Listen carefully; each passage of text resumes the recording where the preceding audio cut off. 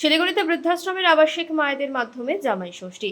শিলিগুড়ির হাকিমপাড়ার গণ জামাই ষষ্ঠী উৎসব ঘিরে উন্মাদনা দেখা গেল।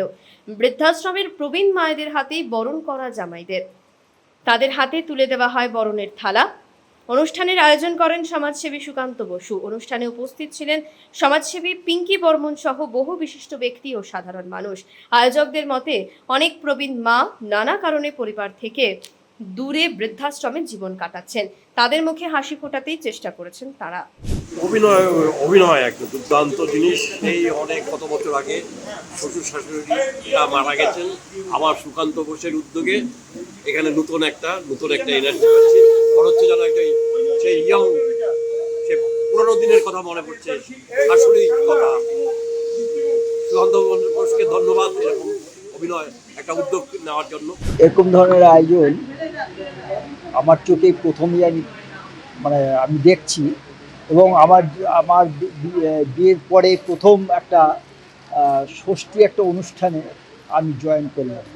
আমি যখন বিয়ে করি তখন আমার শ্বশুর শাশুড়ি কেউ ছিলেন না বলে ষষ্ঠীটা আমার দেখিনি, সুযোগ ঘটেনি। বেশ ভালো লাগছে। প্রথমত ধন্যবাদ জানাবো সুকান্ত বাবুকে। ইনি সামাজিক কাজ ভালোভাবে করেন।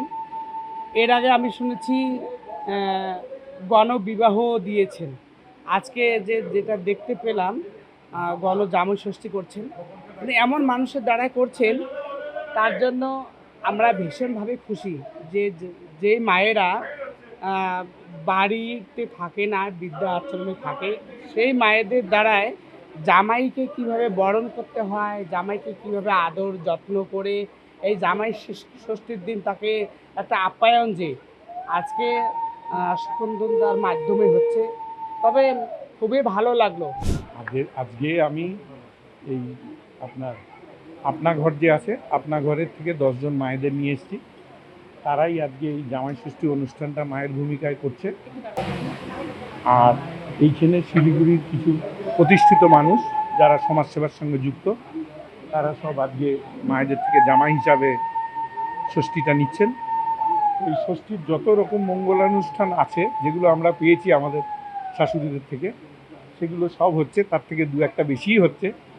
তো মায়েরা সবাইকে একটা করে ফল দিচ্ছেন, আশীর্বাদ দিচ্ছেন, বরণ করছেন। এছাড়াও মায়েরা কোনো সময় চন্দনের টিপ পরাচ্ছেন, কোনো সময় শিশিরের জল দিয়ে কপাল মুছে দিচ্ছেন, কাজলের টিপ দিচ্ছেন, দইয়ের ফোঁটা দিচ্ছেন। আর আমি একটা করে, যারা জামাইদের জন্য একটা করে মেডেল বানিয়েছি সেটা দিচ্ছি। আর একটা করে একটা সুতো দিতে হয় জামাইকে, ওই হিসাবে একটা টাওয়াল দিচ্ছি।